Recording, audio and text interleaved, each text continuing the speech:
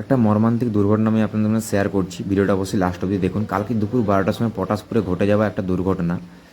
ছেলেটা বাড়ি থেকে আসার সময় পটাশপুরে ঠিক দুপুর 12টার সময় অ্যাক্সিডেন্টটা হয়েছে। অ্যাক্সিডেন্টে গুরুতরভাবে জখম হয়েছে এই অনিমেষ কর নামে ছেলেটা।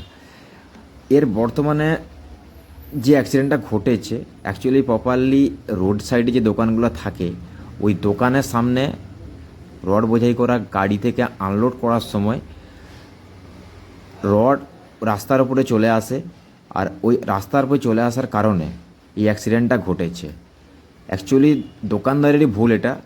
ছেলেটা কিন্তু খুব একটা ওভার স্পিডেও ছিল না যে অ্যাক্সিডেন্টটা ঘটেছে। আপনারা সিসিটিভির সামনে দেখতে পেলে, সিসিটিভি ফুটেজ দেখতে পেলে অবশ্যই আপনারা বুঝতে পারবেন। তো এই ভিডিওটা শেয়ার করার একটাই কারণ হচ্ছে, এর যে দুর্ঘটনা ঘটেছে এই দুর্ঘটনার কবলে এর এখানে পুরো বলে দিয়েছে যে নিউরো সার্জারি চলছে, এর চিকিৎসার জন্য 8 লক্ষ টাকা দরকার। আর সেই জন্য খুবই গরিব বাড়ির ছেলে। তো আপনাদের সামনে হেল্পের জন্য সবার কাছে এই ভিডিওটা তুলে ধরেছি। তো আমি স্ক্রিনশটটা, এই যে বারকোডের কিউআর কোডের স্ক্রিনশটটা আমি কমেন্টে দিয়ে দেবো। তো ভিডিওটি দিয়ে দিয়েছিলাম। তো আপনারা দেখলে অবশ্যই, যদি যে যতটা আপনারা আর্থিক সাহায্য করতে পারেন অবশ্যই করবেন। তো অ্যাক্সিডেন্টটা এখন দেখতেই পাচ্ছেন কতটা স্পিডে ছিল।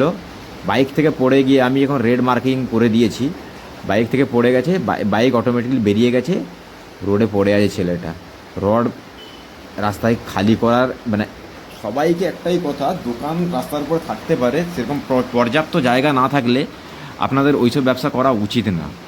আপনাদের পথ চলতি মানুষের অসুবিধা হবে, এই সব ব্যবসা আপনাদের করা উচিত না। তো অবশ্যই আপনারা ভিডিওটা শেয়ার করুন।